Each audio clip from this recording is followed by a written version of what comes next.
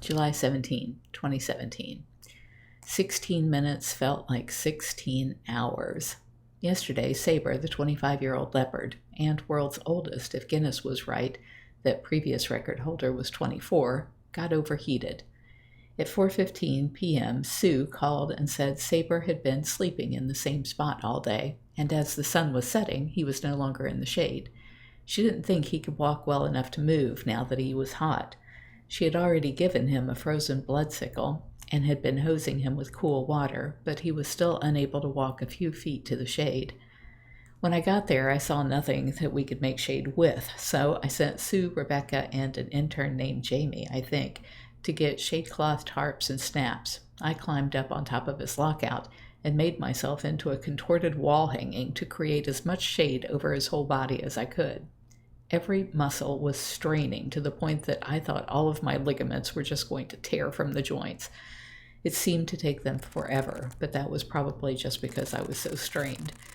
We hooked 3 tarps together, and since I was already up on the side of the cage wall, I fastened it up high. We then draped it down at about a 45-degree angle and affixed it to Jink's cage next door so plenty of airflow could go through but no sun. Sabre was still licking his sickle and acting pretty unconcerned with all of the activity. Not knowing when he drank last, I asked Sue to get some buckets for water. She said she didn't know where any were. Rebecca and the intern said they didn't know either. I texted Gail, but then remembered that there were big buckets in Aspen Echo's empty cage, so I ran over and got a bucket and an extra water bowl with a lower side in case he couldn't stand. We pushed the bowl right up under his face, full of water, and he had a good long drink. Meanwhile, I've texted the vets, and finally Dr. Liz Wind responds and says that we should take him inside to cool off. How the heck am I supposed to do that? He can't get up, but there's nothing wrong with his mouth full of teeth. Jamie calls in and says we don't have a transport that I can take inside the cage, so I'll have to cut a hole in the feeding lockout, if I can get him into it. Sue asks if she can give Sabre some half-frozen meat to cool him off from the inside out. And when she does, he stands up. So I ask her to coax him into the feeding lockout. I go to shut the door, but it won't shut because someone has jerked it off the top rail by opening it too hard. I keep tension on the rope as Sue uses the feeding stick to push it down, 1 square at a time. Well, this was a huge accomplishment. Moving him from here will be a lot easier than if he were in the middle of the cage.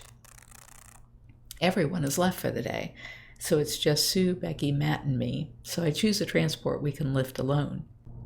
Gail shows up and calls all the interns back to work and gets the transport and poles we usually use. Gail and I cut a hole in the lockout, and then she used some meat to lure Sabre into the transport. Well, that all went a lot better than I expected. We take him inside the West Bench Cat Hospital, and the vet prescribes 2,000 units of sub-Q fluids. Sabre is exhausted by the ordeal and doesn't put up a fuss. Gail had been scratching him with a back scratcher, so he acted like he didn't even notice the little pinprick.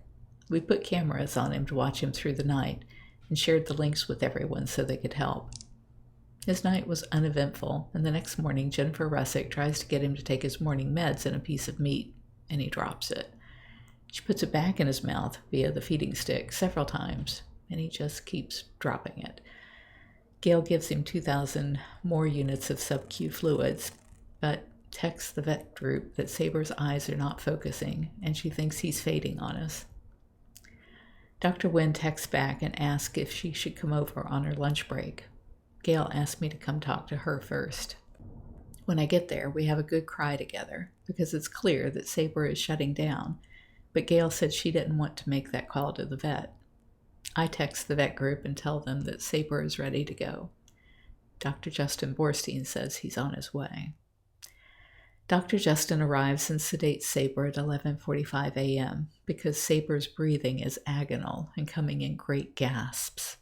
Once Sabre is asleep, he tries several veins in the back leg, and when he shaves the fur, he finds many, many tiny masses that were not visible through Sabre's lush fur. It takes him several more tries, but he finally draws back blood in the syringe and ends the heaving, gasping horror of Sabre's last few moments. It's 12:05 and it seems like this has taken hours. Usually euthanasia is such a peaceful event, but every once in a while it is one of these awful ordeals. Gail, Justin, and I can never unsee it and will dread a repeat every time a cat reaches the end of their life. I can only hope and pray that Sabre did not suffer since he was sedated. I just don't know how much they feel or know when they're sedated. If you're enjoying my diary, please like, share, and subscribe. You can find other ways to connect to me over at bigcatrescue.org/Carole.Baskin.